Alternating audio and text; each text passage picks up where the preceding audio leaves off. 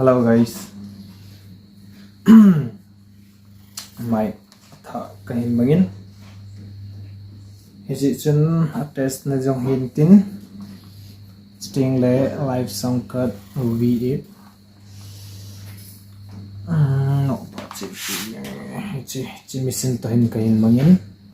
henla amandan ka thin nai pon holola ki chu diu hintin keyboard na hi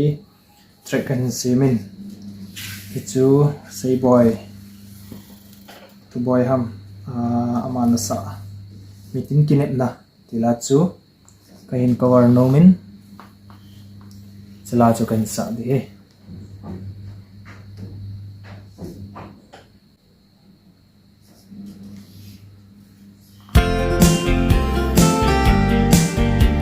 ala kan kita tuin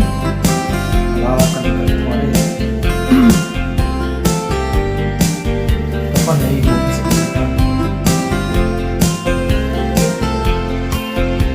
Mitin Kinepna Chultheilou gần thấy tin hoa buồn lắm đã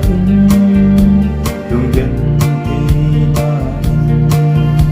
đồn khi ấy chụp gió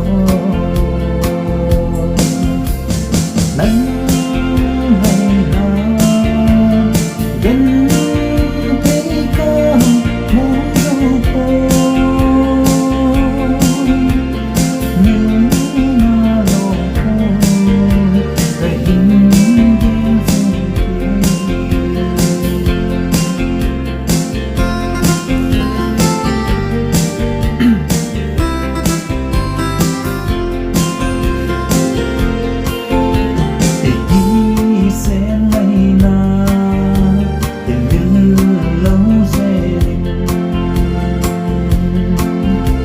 cô chân riêng rung lên cái hình sung lơ đế cô